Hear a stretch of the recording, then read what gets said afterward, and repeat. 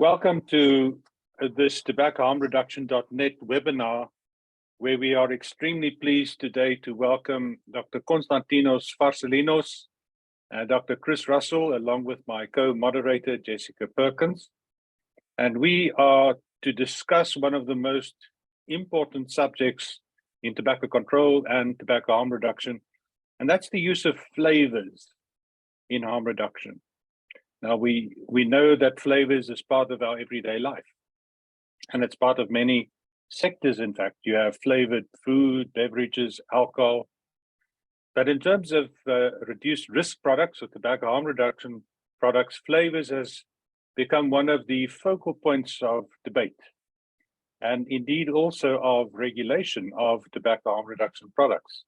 So we are delighted to host today Dr. Konstantinos Farsalinos, who wrote the groundbreaking multidimensional review on the case for flavors in tobacco harm reduction last year. He's subsequently reviewed and updated this report for this year. And I think it's particularly important that we have this webinar today because it is the year before in the European Union, the Tobacco Product Directive will be reviewed, and flavors regulation will be part of that. At the same time, in the United States, the use of flavors is also being discussed within the Center for Tobacco Products and the regulation by the FDA. And in several countries like Belgium, Netherlands, Asian countries, the use of flavors is being debated. So we would very much appreciate this webinar to bring a balanced analysis of flavors, both of its benefits and its risks, so that stakeholders in this debate can be informed and, in fact, encouraged to take this debate to the field of science so that we can use science for science-based regulation, and that we have a better understanding of how flavors actually work in real-world practice and can be incorporated in real-world science. So without further ado, may I introduce my co-moderator, Jessica Perkins. Jessica, please. Hello, everyone, and it's a pleasure to see these two speakers on the call today, Konstantinos and Chris. You're such high-quality speakers. It's a real pleasure to speak with you both for the next hour and a half. So my name is Jess Perkins, and it's my pleasure to be here today with the audience who have tuned in and everybody who's going to be tuning in post the webinar release. And we're going to be discussing such an important topic for tobacco harm reduction. And today I represent a platform called tobaccoharmreduction.net. And here we share news and resources about tobacco harm reduction across the world. So a bit about my background. I'm a chemist by training, and I have experience in science, product development of alternative nicotine products, health communication, and business development. And it's my pleasure to, first of all, introduce Dr. Chris Russel. So Chris, would you like to just quickly introduce yourself and what you're doing currently? Yep, sure. Thanks, Jess. My name is Dr. Christopher Russell. I'm a behavioural researcher. I work in Glasgow, Scotland. I'm the director of a company called Russell Burnett Research and Consultancy. We've been conducting perception and behavioural research, both in my current role and with my previous position at the Centre for Substance Use Research, conducting research with e-cigarette users and e-cigarette products, vaping products, since around 2012. The first work we conducted was with the early adopters of e-cigarettes, trying to understand why smokers were experimenting with e-cigarettes, and ultimately to understand their journey from smoking to vaping with all the bumps along the road, and try to learn what we could from those switchers to then pass that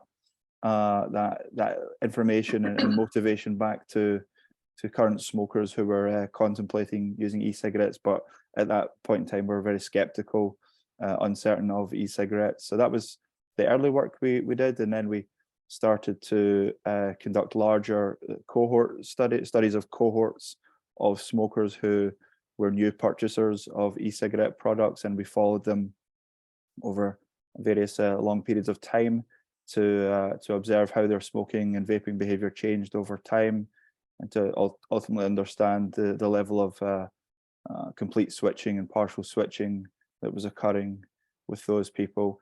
And that's pretty much describes the kind of studies we've been conducting through to the present day. Much of the work we do is conducted on behalf of tobacco ends manufacturers who are seeking to have their products authorized for marketing in the United States under the PMTA or MRTP pathway. So a lot of the perception and behavioral research we do goes into those applications. Great, thank you very much, Chris. Delon, do you want to introduce Konstantinos? Yes, it's my pleasure. Maybe just a quick word about myself. I am a physician first and foremost, and I've consulted and helped thousands of patients throughout my career to make the switch to either quit combustible cigarette smoking or to switch. And in fact, before that, I was an incessant bore with my father, who was smoking up to 60 cigarettes a day, my mother as well. So I sort of grew up as a tobacco control activist in our home. And I was also one of those physicians who proclaimed the famous quit or die to patients. I feel so guilty about that because it was the wrong use of my physician time, and I'd say bad advice to patients, where I should have been much more empathetic and look more at the evidence of especially countries like Sweden, where snus has made such a tremendous impact to get Sweden down to a smoking prevalence of 5.6% today, because adult smokers were given the choice and accurate information about less harmful nicotine-based alternatives. So as a physician, and then in my role as the Secretary General of the World Medical Association, where we as physicians looked at all of the global health issues, and specifically how physicians and health professionals could help most. It was my privilege to serve within the public sector, within the private sector, and probably no topic has caught my attention more than tobacco harm reduction. Why? Because we have 1.1 billion people who still smoke and have very little access to affordable alternatives.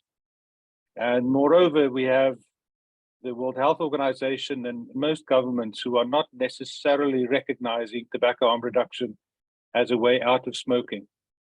There are the exceptions, of course, like the United Kingdom. But that brings us to our guest, Dr. Konstantinos Farsalinos. I'll ask him to say a few words about himself, but I'd first like to just pay homage and respect to Konstantinos. We've been on this journey together for more than a decade. Konstantinos is a cardiologist, so he's first and foremost also a physician. He's also a vapor, who was a previous smoker, a former smoker. And he's one of the most cited researchers in this field. More than 100 articles that he has published. He's published several books. He's published this report. And he's had the privilege, actually, of seeing the different dimensions of tobacco control, and specifically tobacco harm reduction, by conducting laboratory, clinical, and epidemiological research in all these areas. And frankly speaking, has been one of the giants. I think the consumers of tobacco harm reduction products all know Konstantinos. Nobody can speak faster and more than Konstantinos in our community. But he's through his tireless efforts, I really want to thank him for preventing so many tobacco-related diseases and saving so many lives, frankly. Konstantinos, you might not get the Gold Award from the WHO, but certainly from thr.net, you get the Gold Award. If you'd like to perhaps just say a few more words about your journey, please. I don't think that there is any need to say more words. Everyone can look at Google Scholar or PubMed and look at my studies and all the things that we've done. Google search also works pretty well. What is important is, before discussing about science, I want to discuss a little bit about common sense, because I'm disappointed that common sense doesn't prevail always. And that's particularly the case with tobacco harm reduction.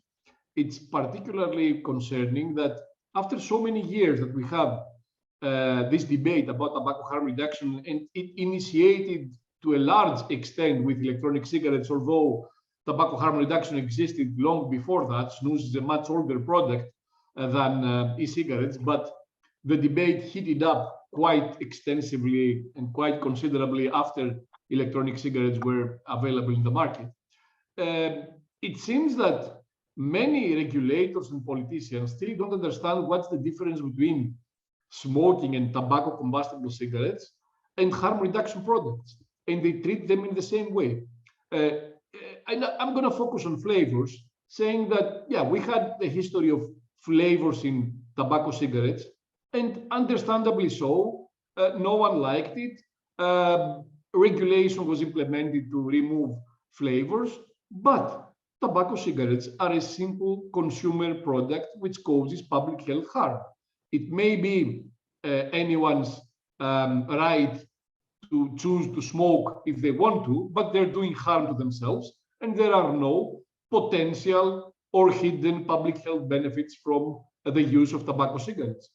Tobacco harm reduction products, the whole range from snus, oral nicotine pouches, gums, NRTs for use besides the medicinal strict rule and format, heated tobacco products also, they are products which, of course, many of them are regulated as consumer products with limitations, with restrictions, but at the same time, they offer a huge potential public health benefit.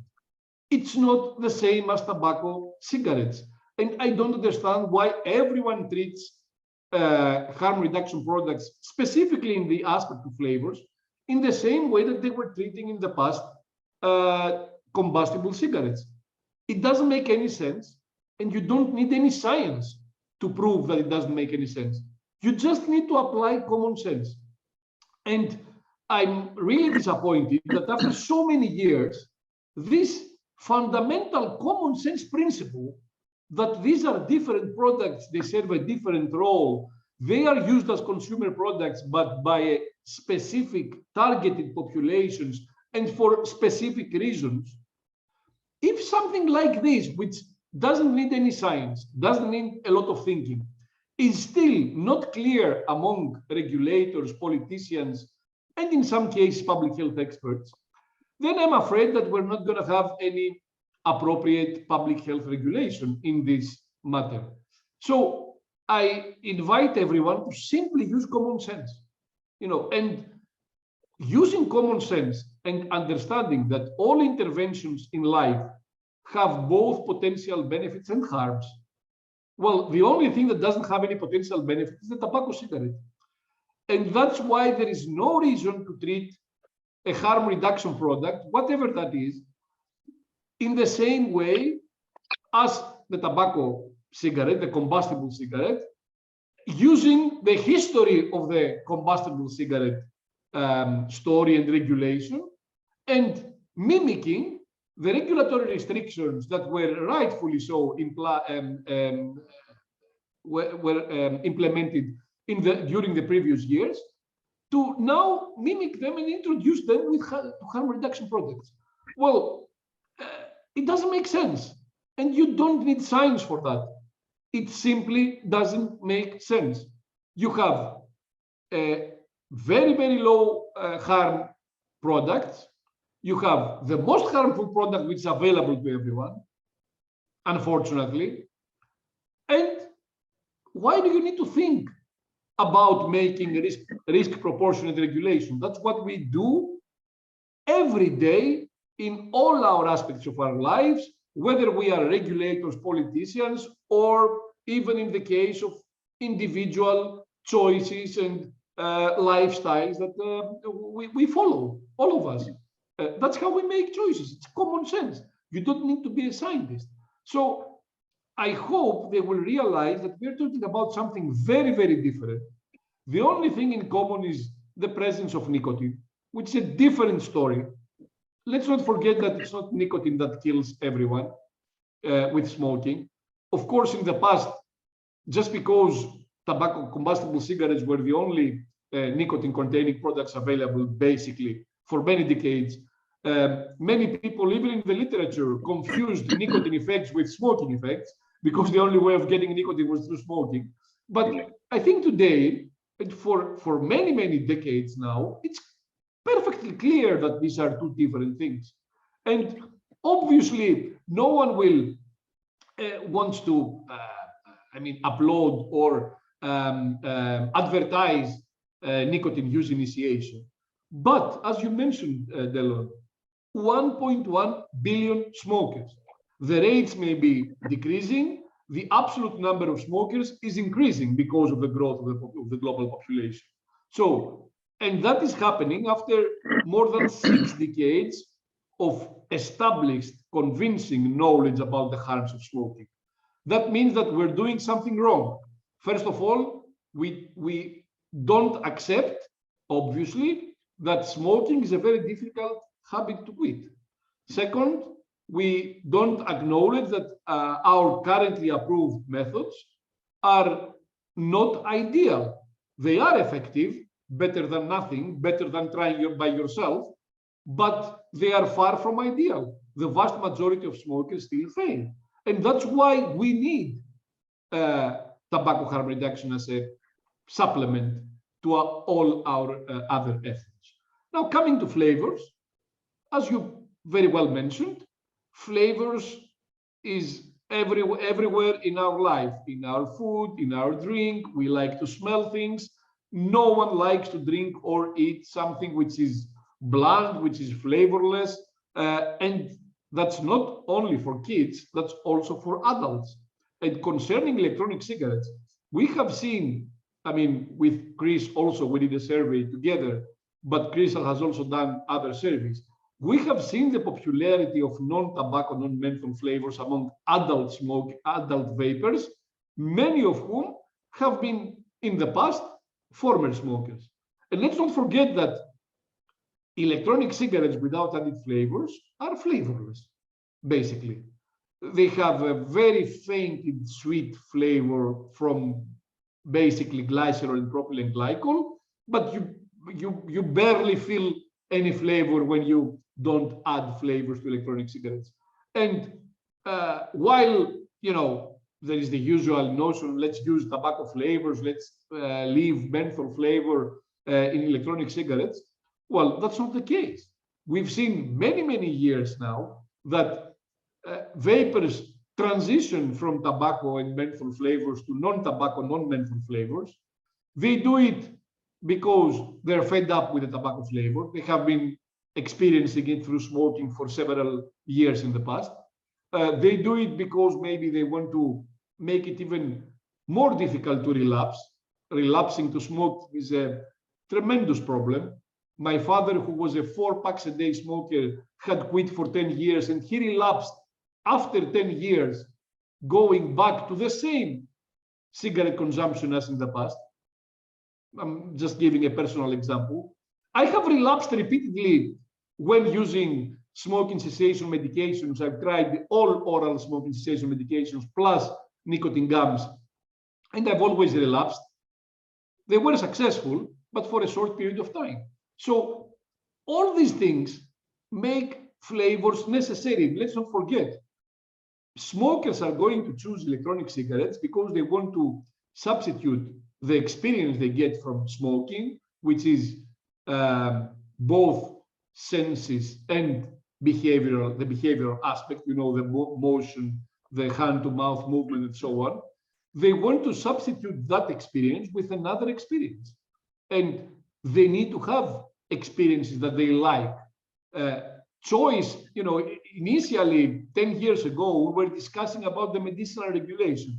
And we were explaining to the regulators, and thankfully that was successful, that it's a consumer product that is being used as a consumer product. It's not being used as a medication. There are no specific dosages.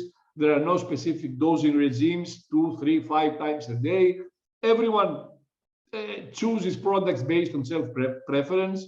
The puffing behavior is there are so many inter-individual differences and variabilities that you can't basically put them into a medicinal regime. And flavors are an integral part of the experience. Banning of flavors will be equal to a de facto ban of electronic cigarettes. Let's be honest. On that point, Konstantinos, may I just interrupt you? I'd love to do a deep dive into the report that you will publish this week. But let me just ask Jessica and Chris to perhaps just give Chris's overlap in this field, and then we'll go into the report with Konstantinos. Jessica, please. So Chris, what I'd like to understand your motivations in terms of tobacco harm reduction. So what motivated you to become interested in tobacco harm reduction in the first place? Going back to my PhD days, I was studying cognitive behavioral interventions for smoking cessation. And as a psychologist, I was primarily interested, first and foremost, about how people solve problems in their head. So how do they decide what's the best way forward, or how do they avoid, what's the worst way forward? And so I was interested in the concept of relapse and how people went about their daily lives trying to avoid relapsing to smoking. So how they dealt with various cues and triggers to smoking throughout the day, and the actions they took to either physically and cognitively avoid exposure to those cues and triggers, versus people who sort of immersed themselves in environments that were full of cues and triggers. And through that research, I was constantly hearing from smokers about the difficulty of essentially putting a cigarette down and replacing it with nothing, the thought of replacing it with nothing. And I was hearing a lot about, obviously people were using forms of nicotine replacement therapy, but nothing that replicated the hand-to-mouth sensorial behavioral experience of smoking a cigarette. And so people were, this was in 2008, 2009, and people were saying if only we had sort of something else. People would talk about chewing pens or pencils, and basically something that satisfied the oral and the hand fixation that has been a regular part of their day for the past 10 or 20 years. And this was just around the time that this thing called electronic cigarettes was being spoken about, was becoming more widely discussed on internet forums, discussion boards, some of the early discussion boards dedicated to this. And it just seemed like something we should probably keep our eye on this. Smoking cessation rates, assisted cessation rates are so low that really it shouldn't really be difficult for any new technology to come in here and improve upon what's currently available to smokers. And so as we started to see the first electronic cigarettes appearing in shops and gas stations, things like that, just becoming curious about what these products were, what was in them, what did people think of them, and understand why they spend a couple of pounds or £10 to buy one, that good faith purchase to see what this thing was, and asking about their early experiences of it. And people didn't have very glowing reports of the taste experience of the early generations of e-cigarettes, but there was obviously something about them that people felt there's potential here, it could serve a purpose, they really want to quit smoking, nothing else seems to be working. At least with this product, I'm getting a little bit of flavor, a little bit of nicotine, and I'm keeping my hand-to-mouth ritual going. So it seemed to have the inherent components of something that was better or more sort of pleasurable than what was available as a marketplace alternative at that time. And from there, I just became more and more interested about conducting research with users and their experiences of these products, what they liked and disliked, why they switched or didn't switch, and came to understand more about how these products needed to develop to better serve to meet the needs and wants of smokers who were looking to quit. I think that leads me on really nicely actually to my next question, which is, when you were researching smoking cessation and speaking to these people, when did you start to recognize or realize the importance or the role or potential that flavors could have in helping people to quit smoking? So again, in the early days, when all that was available was tobacco flavor, people would they would use it because it was available, but doesn't mean they were happy with it. They were happier using a tobacco flavored e-cigarette than they were continuing to smoke combustible cigarettes. But by all accounts, the experience wasn't great. The flavor wasn't great. The nicotine delivery wasn't consistent or enough in many cases. But then once people started experimenting with, and don't get me wrong, tobacco flavor e-cigarettes were very important for people as an entry flavor, as a foot in the door, especially for people who smoke for 20, 30 years. They know tobacco flavor, and all they're being asked to consider is a short step to tobacco flavored liquid vapor.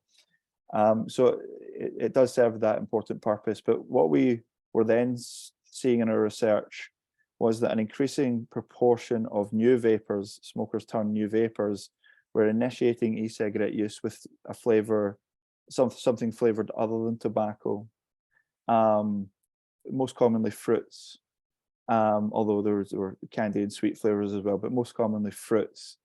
And this is when we started to hear about pleasure, the report of pleasure, as being a vital part of that experience, and something which rationalized the switch.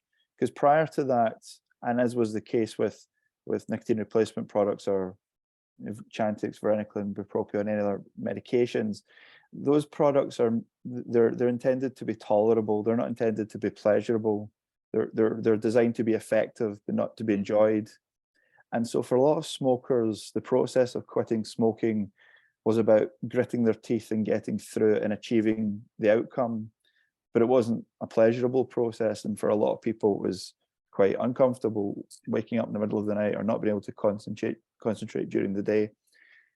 So when e-cigarettes came along, and then they started to be available in a variety of flavors, we started to hear more about how quitting smoking for many people for the first time in their lives became an enjoyable experience. And people were telling us, who would have thought even 10 years ago I would have found something that makes quitting smoking enjoyable, pleasurable.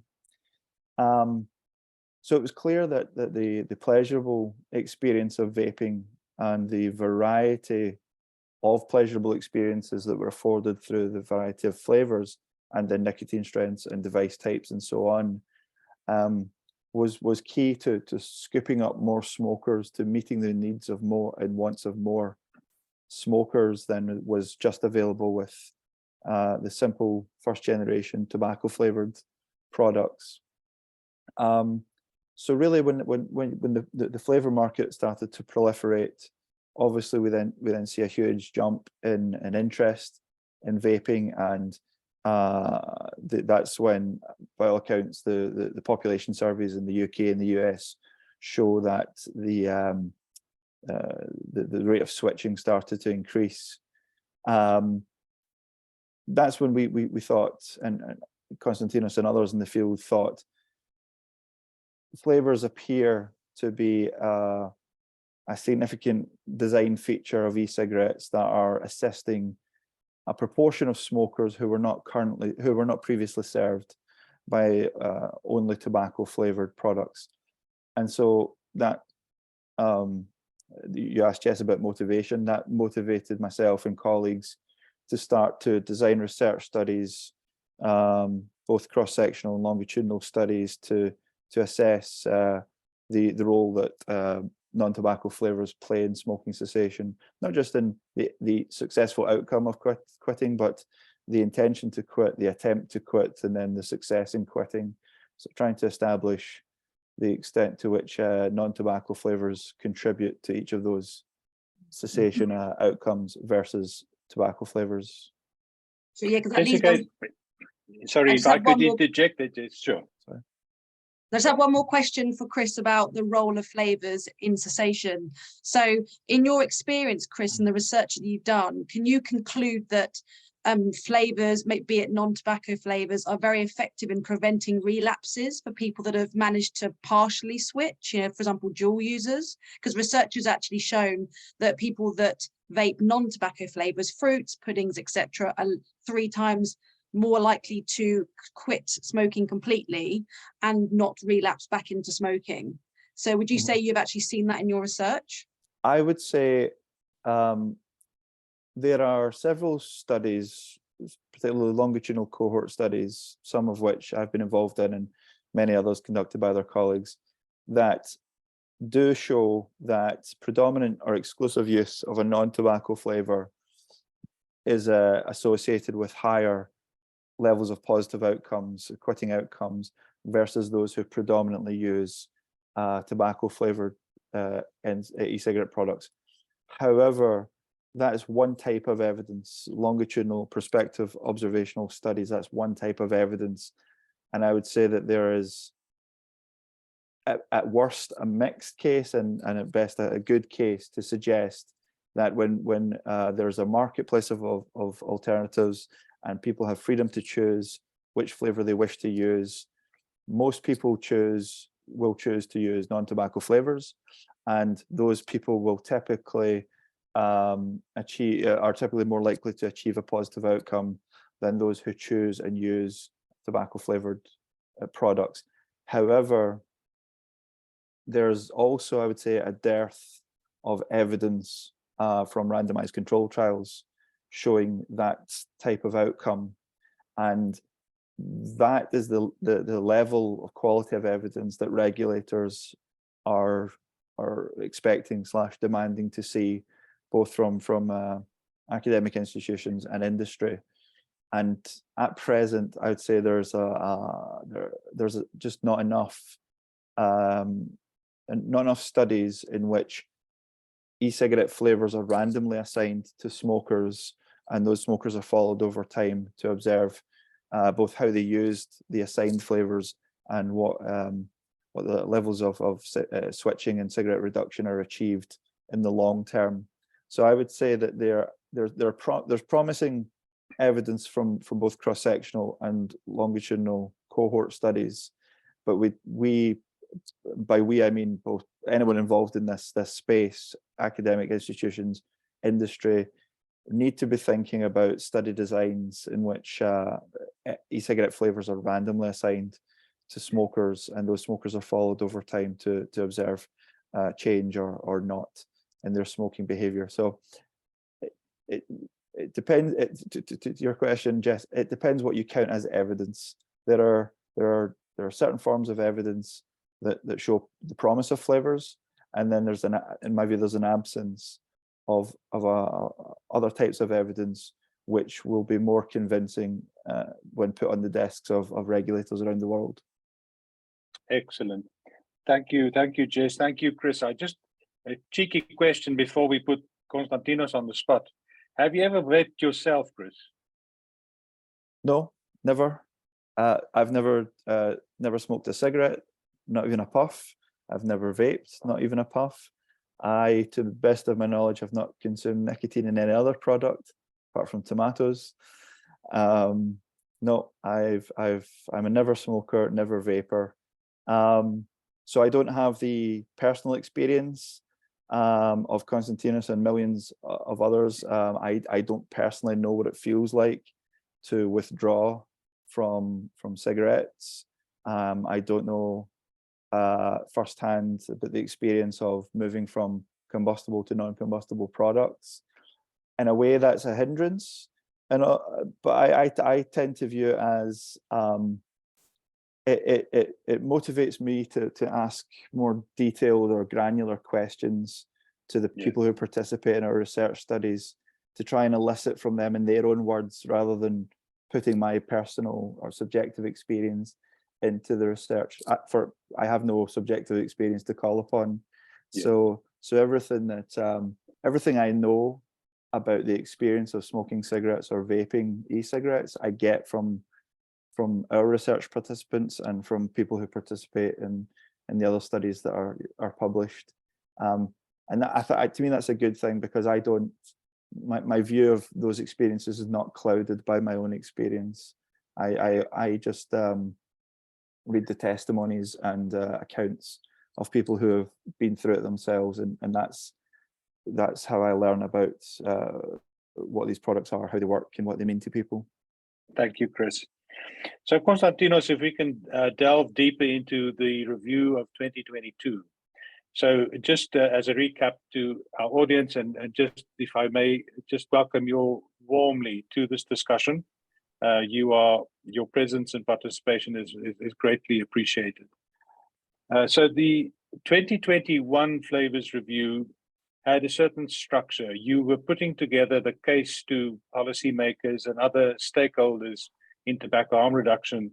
Konstantinos, you highlighted the benefits of Flavours and its role in tobacco harm reduction, its role in cessation, as you've mentioned, its role in switching for adult smokers to switch from more to less harmful products.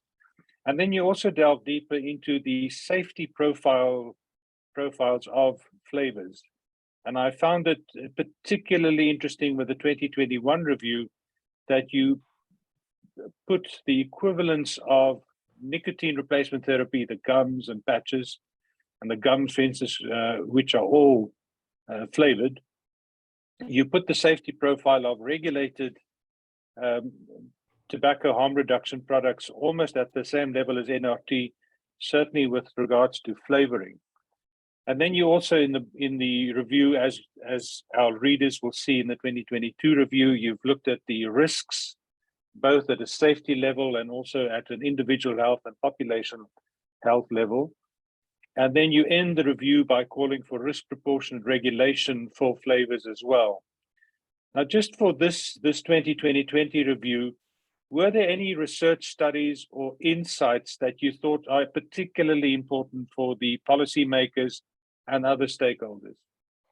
Well, first of all, I want to make some notes of what Chris said. And I understand that looking from a strictly scientific point of view, and that usually means looking at a medicinal approach in doing research, considering that smoking cessation is a therapeutic effect of a product, and thus asking for randomized controlled trials and so on. This is something very difficult to happen with the issue of Flavours, because it's not any different causal link between cessation and Flavours other than personal preference.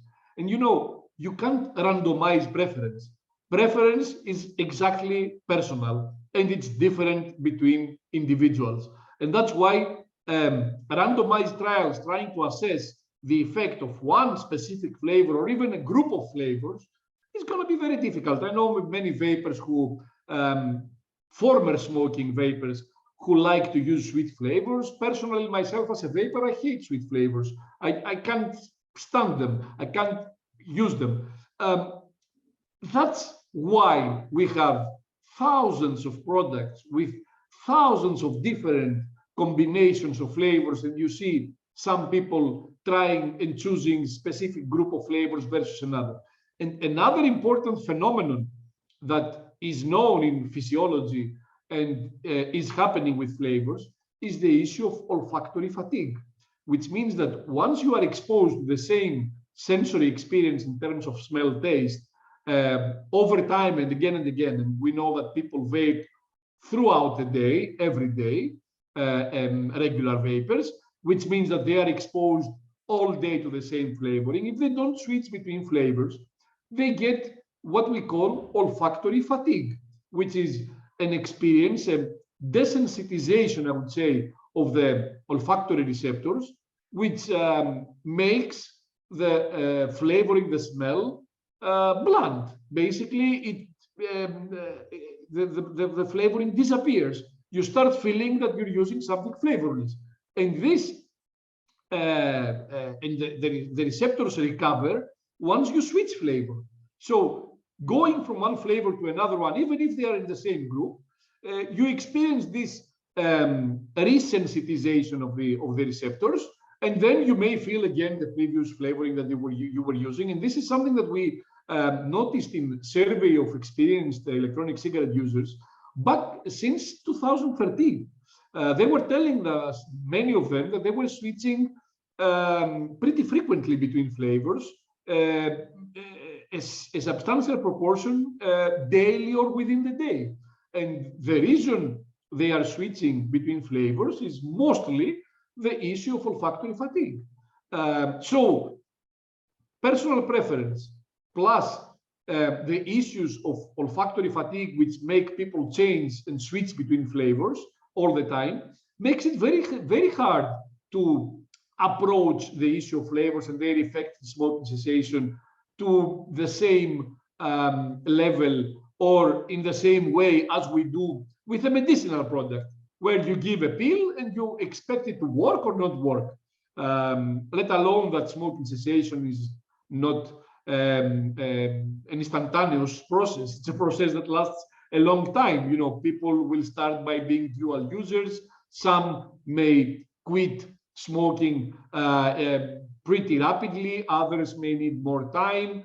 Many people will fail, as has been the case with all other approved methods. So we expect also failures, and that's why we advocate for the availability of a vast variety of products, different combinations, different flavors, because that's how you will find something you like. But when we're talking about something that is based on self-preference, it's very hard to create randomized studies and evaluate the effect. Now, in terms of studies, we had some important studies that were published recently after the first version of the report. One was a systematic review of 104 studies in adults to identify whether nicotine concentrations and flavors were likely to be associated with quitting smoking.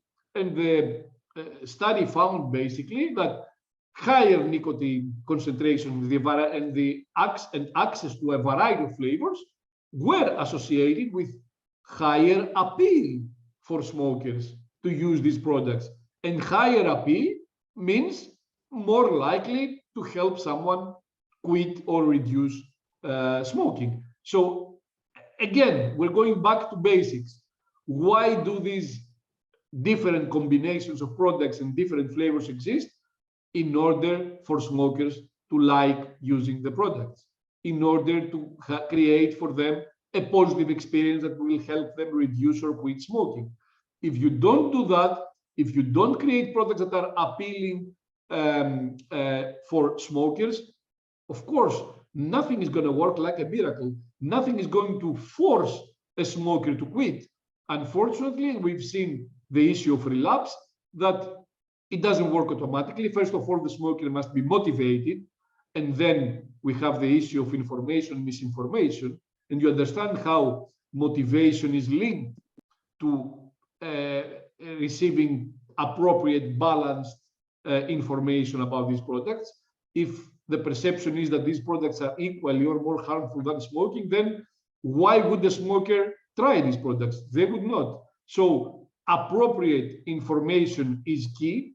But again, going back to flavors, not only this review, but another study from Penn State University, which evaluated, it was a longitudinal cohort study.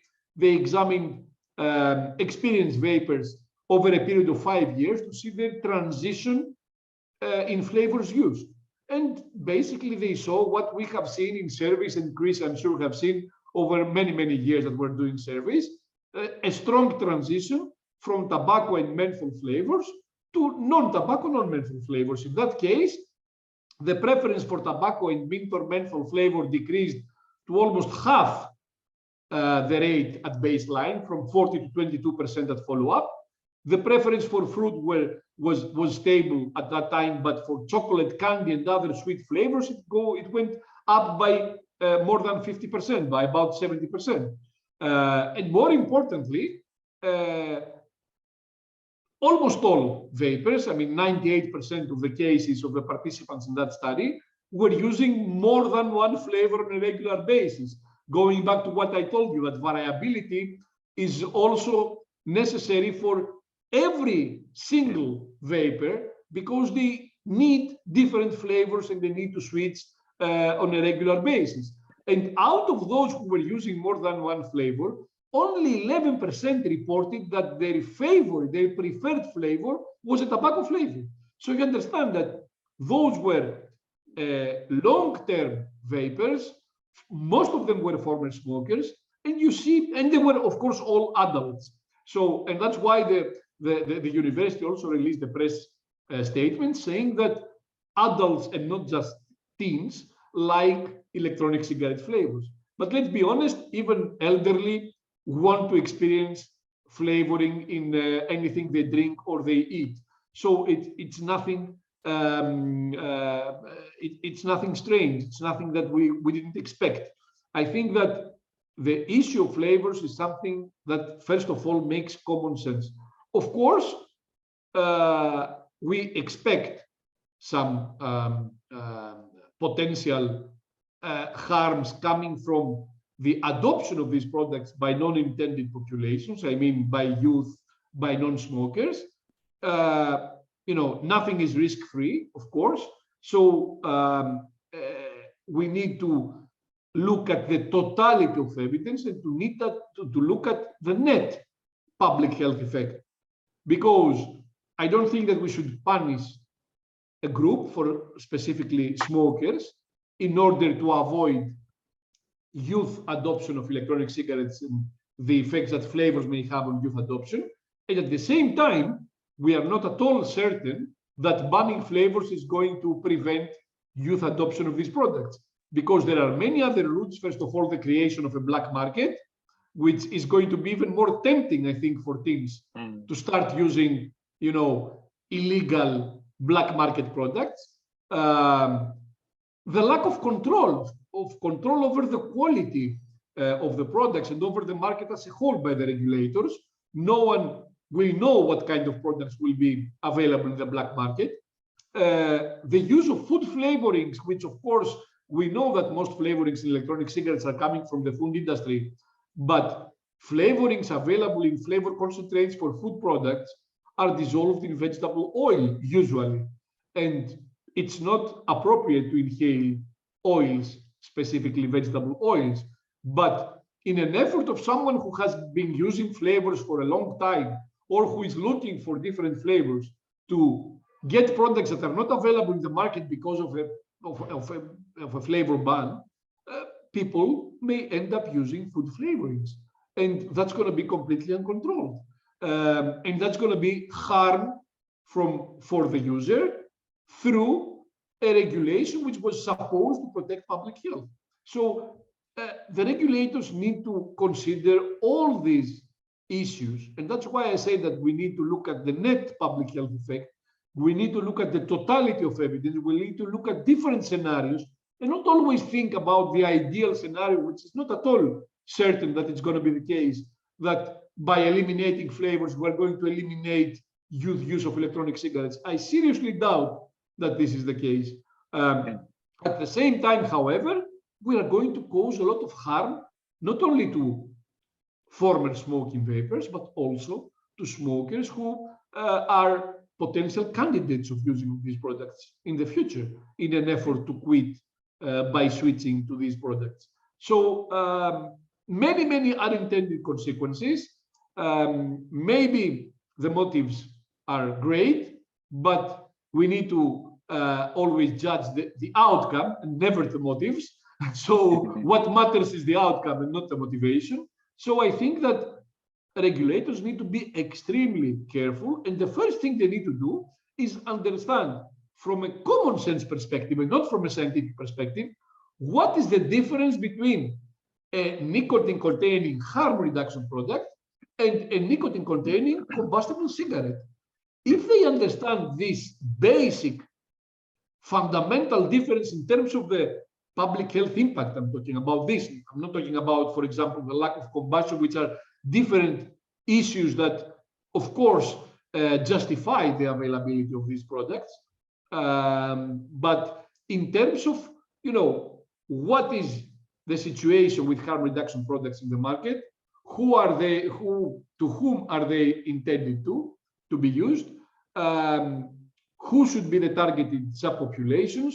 How should they be used? And what's the outcome in terms of smoking prevalence?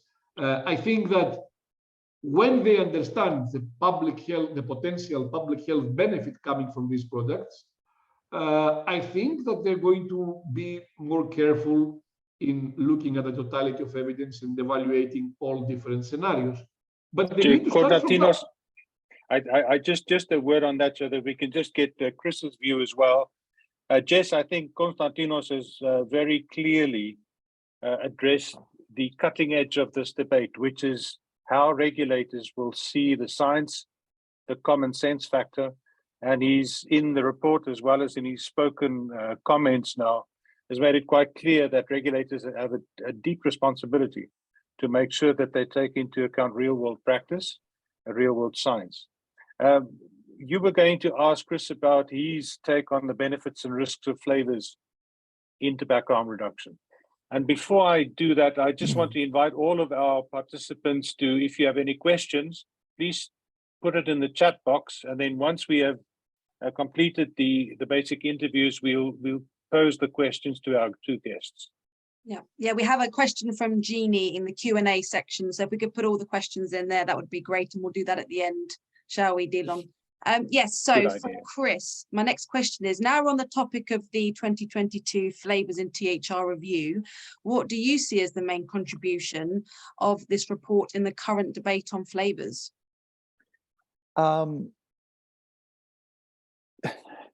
If I could just respond to one thing that Konstantinos said about trial design and the appropriate methods for demonstrating benefits of flavours.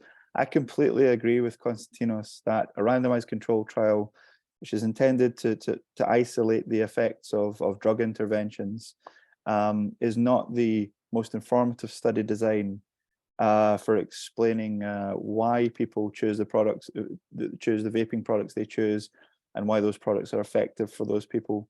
We know from all the surveys that we've done together and other colleagues have done that vaping behavior is extremely fluid from day one through to, year 5. Consumers are constantly changing their preferences, looking for a new experience and then going back to something later on. And it's that freedom to choose, freedom to dip in and out of different flavors and nicotine strengths and devices that is key to the appeal of the overall behavior. And a randomized control trial deliberately designs out all of that fluidity, all of that variability, and says to a person, you must use this thing in this way for this length of time and nothing else. And that compliance with that rigid protocol is so far removed from how people vape in the real world.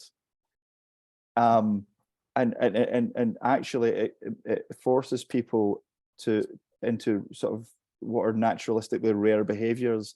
So our RCT measures the effectiveness of what is naturalistically rare in the population using, say, one mango flavor in one device for 6 months. That's not common.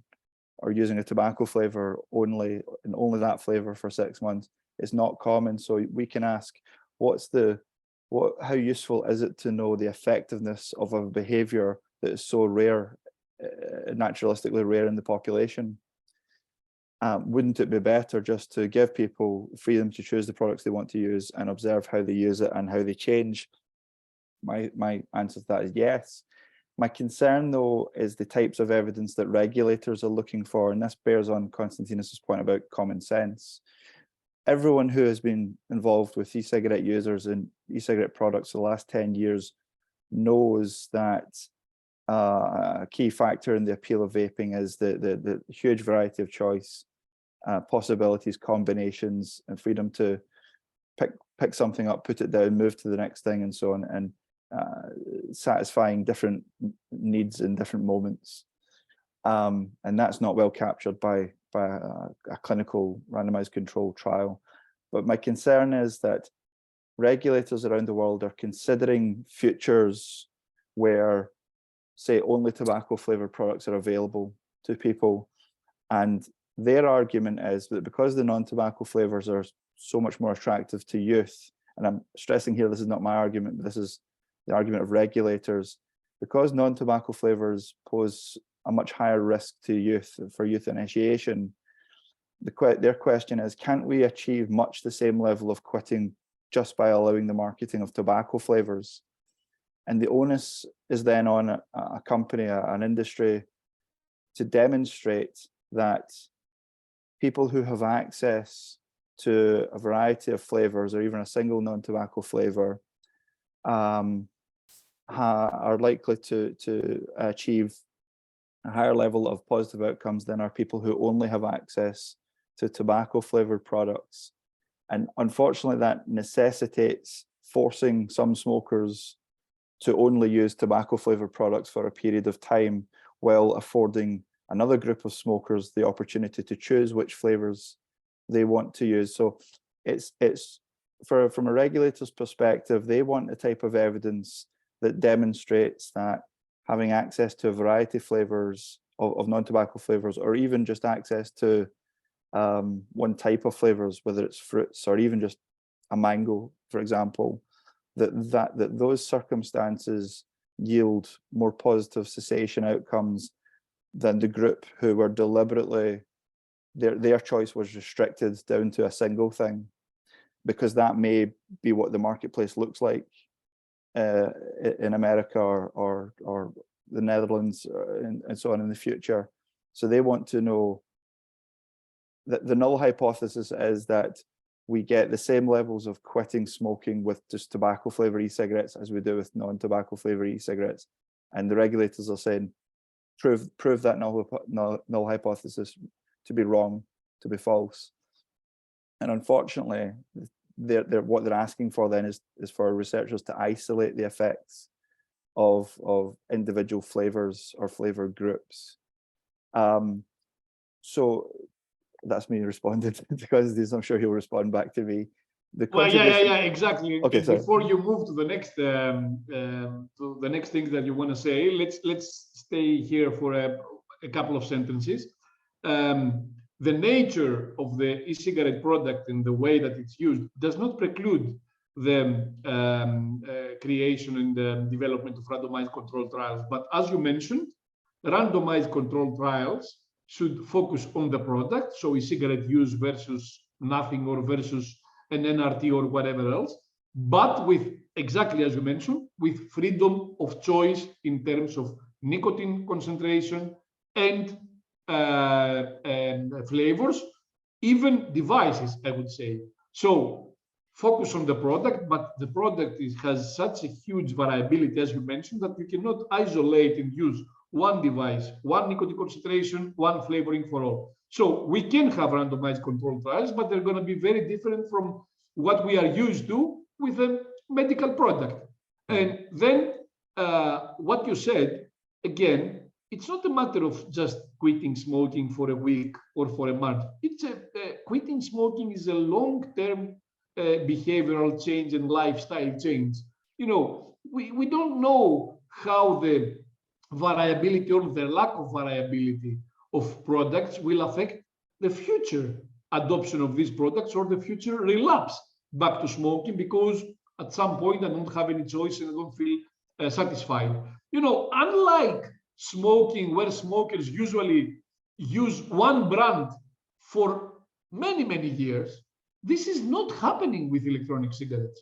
We've seen that repeatedly. And as Chris said, there are not only inter-individual, but also intra-individual changes and differences that are happening over time, even within the same person, from a month ago to a month after, depending on what's the availability in the market, what kind of products they want to choose, and not only changing flavors within the same flavor category, but also changing between different categories. Many people use fruit or sweet flavors and tobacco flavors at some point. You know, you can't isolate all these things and only discuss about efficacy in a clinical trial, you know, using one isolated product that should work for everyone. and forget about effectiveness, which is what matters basically. Yeah. Mm-hmm. If I just quickly respond to that, sorry. It's, you know, the title of this webinar is the case for flavors in THR. I think the issue is choice, because even as Konstantinos says, for in this sense of olfactory fatigue, even if people had access to only a single favorite flavor for a period of time, its effectiveness would wear off, and people would seek new experiences and new flavors. So even if it was only mango flavor that was available in the market, it wouldn't be as effective as having mango plus X, Y, and Z for people to move around. And to me, it's the freedom to choose from a variety of experiences that keep vaping's appeal high relative to going back to smoking. If that choice is restricted down to one or two flavor experiences, my hypothesis would be that you will lose people going back to smoke. You will not prevent people going back to smoking to the same extent as you would had those people had 5, 6, 7 options. Now, there's not an unrestricted argument for having 10,000 flavors on the market, but obviously there's a sweet spot at which there's no further gain of avoided relapse or recruited switchers. But yeah, if the market is reduced down to tobacco flavor only, or menthol only, or mango only, that marketplace would not generate the level of quitting, level of switching that would be generated if all three are on the market side by side. Because yeah, as Konstantinos has said a few times now, that the whole process of the whole journey of switching from smoking to vaping is different for 1,000 different individuals. All 1,000 end up at the same place, but took a different road to get there. Yeah. And that's what makes it fundamentally different from a pharmaceutical intervention. You know, take this pill in this dosage for this period of time, and you'll see improvement in your condition. For smokers switching to vaping and other THR products, there are a multitude of routes to get there. And as regulation essentially closes more and more of those routes, you disincentivize smokers from even attempting to switch to these THR products, and you also increase the incentive for switchers to go back to smoking, to relapse. But I do emphasize that it's on us as researchers to prove that. It's one thing for me to say that's my hypothesis, and that's my collective experience of talking to vapers and smokers and conducting research. We again, the research community needs to be better at designing studies that teases out these patterns to demonstrate that in the event of bans or restrictions on flavor availability, here are the impacts on public health in the form of reduced intent to quit, reduced attempts to quit, and reduced actual successful quitting. Chris, that's an ideal segue into our last 20 minutes, which I would suggest we pose 2 questions to both of you. One, why the opposition to flavors? And then Jess can perhaps just ask you about the role of consumers in flavors. Consumers tend to be the orphans in the debate always. But just first the question, really brought up by your and Konstantinos' excellent exposition of what science is needed. The simple question is, why is there so much pushback from WHO, FDA, regulators worldwide on flavors? The case being made that flavors are basically enticing youth to initiate in the use of nicotine-based products, and that would lead to a gateway into actually smoking. And then there's always the term addiction being used in that as well. So flavors are equated with youth initiation, with addiction, and a gateway to smoking. The question is whether there's evidence to back up this risk or potential risk, and how that can be allied. In your opinion, Konstantinos, I know you've addressed this in the report as well, but how can this be counterbalanced with good science? And how can the regulator come to a balanced view on the net public health benefit of flavors in tobacco harm reduction, please? Well, I don't think that there is any doubt that flavors are appealing to youth in the same way that they are appealing to adults too. So have we banned flavors in anything else that we don't want kids and youth to use? For example, alcohol? No, we have not. So it's not a question whether some people like flavors and others don't like flavors. Everyone likes flavors across the age spectrum. The question is, how do you address the fact that you don't want some population subgroups to use a specific product, but other population subgroups should have this product available? And in the European Union, for example, we do have regulation on the ban on the sales of e-cigarettes in general in youth, not only flavors, and rightfully so. And what should we do? We should implement the ban. It's so simple. We should implement regulations on marketing and advertisement and communication messages that we are going to target only adults. There are other routes besides the ban which can work. And when you want to prevent something which has unintended adverse public health effects, you also want to see what other consequences you're going to have from this regulation. And the ban on the availability of flavors is punishment for smokers. Let's be honest. And I think that all this approach of let's ban everything is coming, first of all, from the fact that we did this for combustible cigarettes in the past, which is by definition wrong. It's fundamentally wrong, because combustible cigarettes are very, very different products, and the case for combustible cigarettes is completely different from the case of harm reduction products.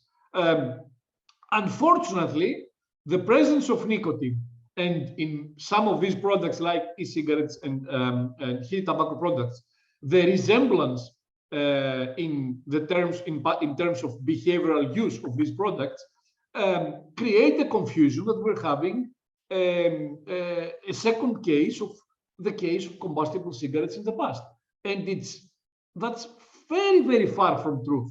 I'm going to remind you something.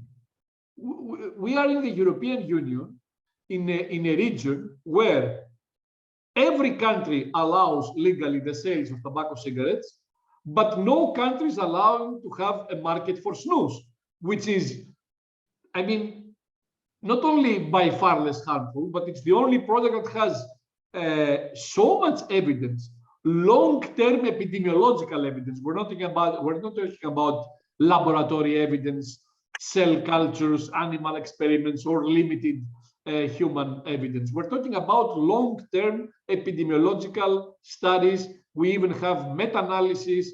We have a lot of reviews. And there is a region where you can buy the most harmful product, and it's available everywhere, literally. Yes. And you are not allowed to have a market for snus. You can buy it maybe individually for personal use.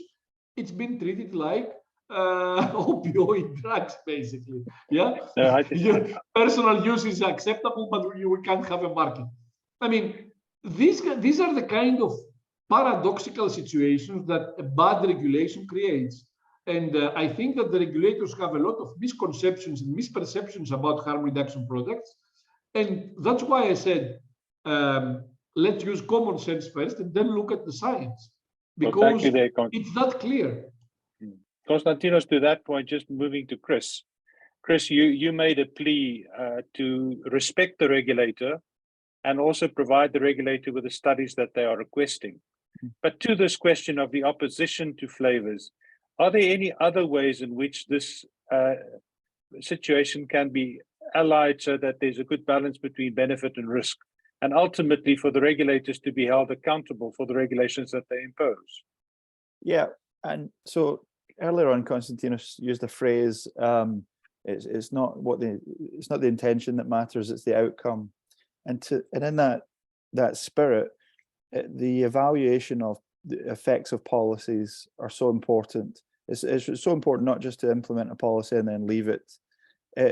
Prior to the implementation of any of these flavor restrictions or tax increases or outright bans of products, there should be study designs in place that will both estimate what's likely to happen post-implementation of the policy, and then follow-up plans to assess what has been the actual behavioural and health impact of the policy implementation.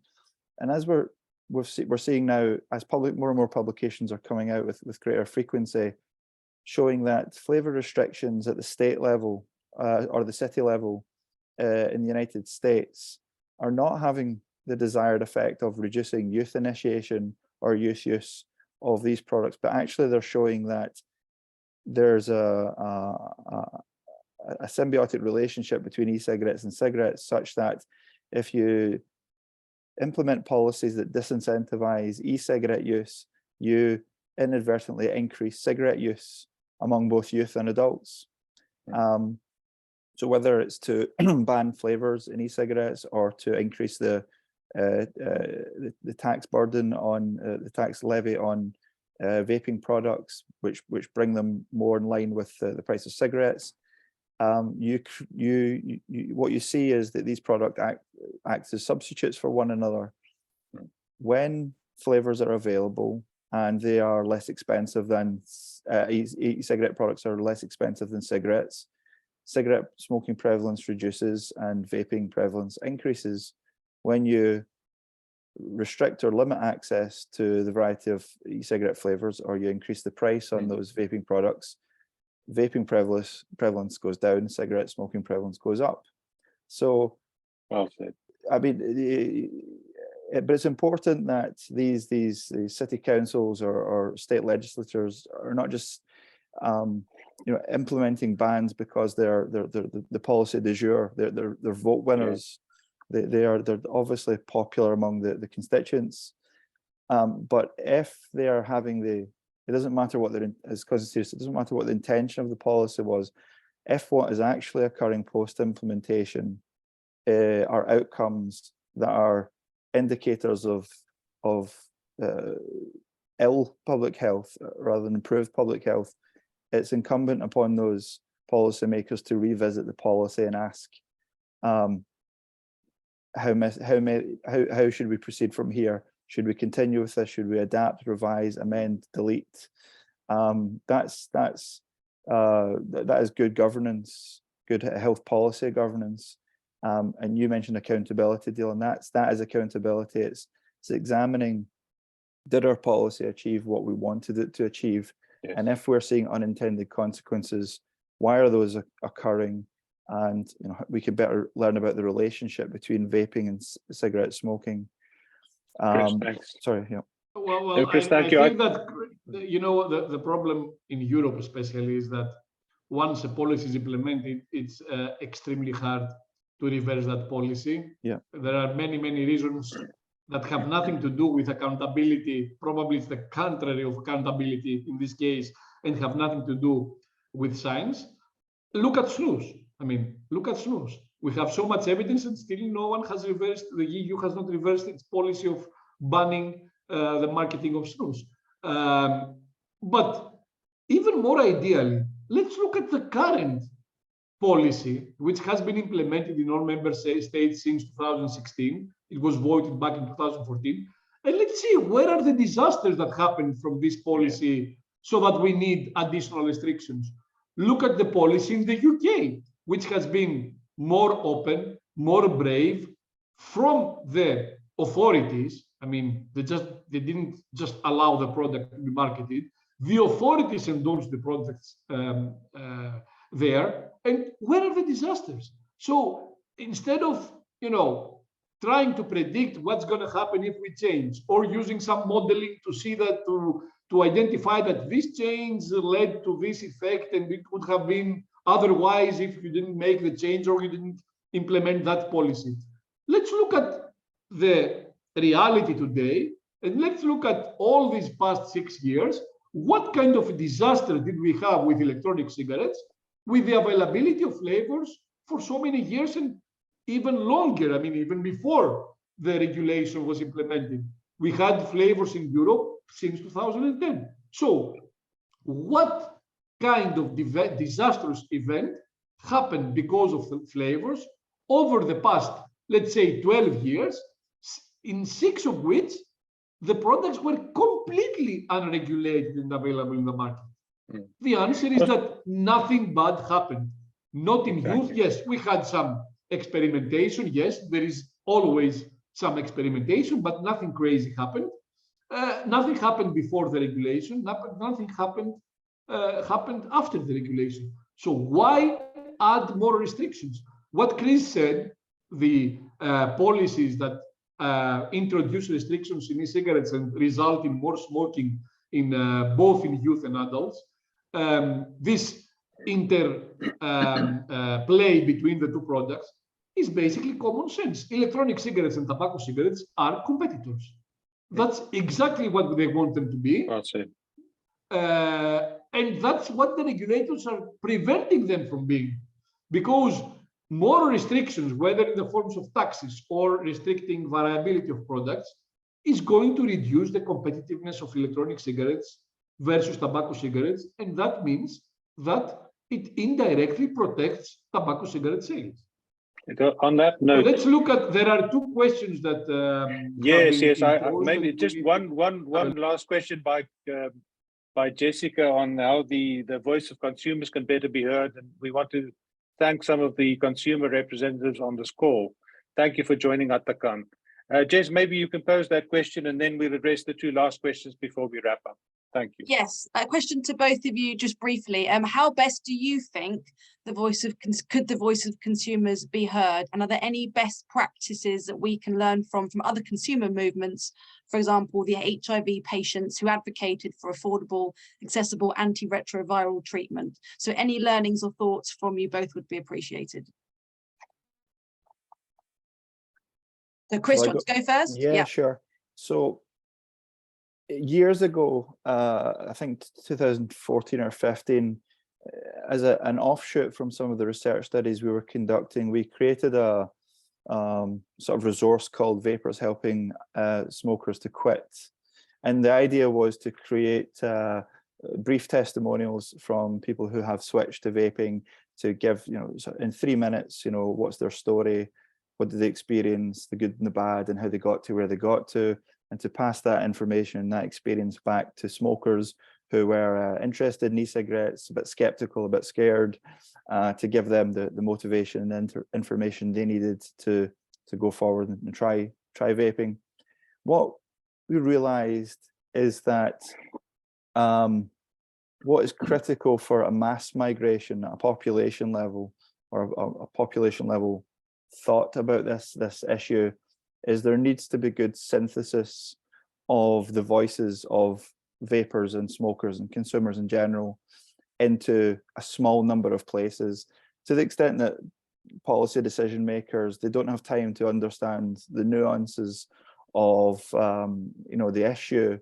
But if there is a number of voters' voices compiled in a single space with a few common simple messages about their life and their health that resonates with their elected officials, to me that's the recipe for having a chance at changing the minds of policymakers. It's difficult, and there are certainly great organizations, global, INCO, CASAN, United States, many others, which do that job of synthesizing the voices and the concerns and the advocating for the rights of people who want to use alternatives to cigarettes that are under regulatory threat. So my thoughts on how consumers can be better heard when they're heard all at one time in one place. It's about synthesizing and compiling those views and perspectives so that it you know, creates a synergy of you know, increases the loudness of that collective voice, rather than you know, 1,000 individuals tweeting or writing letters. And I wouldn't pretend to know how to go about doing this, but the organization of vapers views into a small number of places and presenting those collective simple views and concerns to policymakers. Point well taken.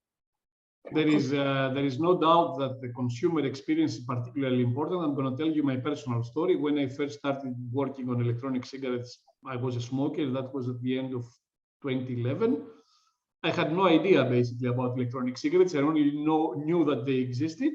And I was very well educated by consumers, by an internet forum of vapers that I found in Greece. And I invited them in the hospital to start a protocol and do some research. And by discussing with them, I understood what the cigarette is all about.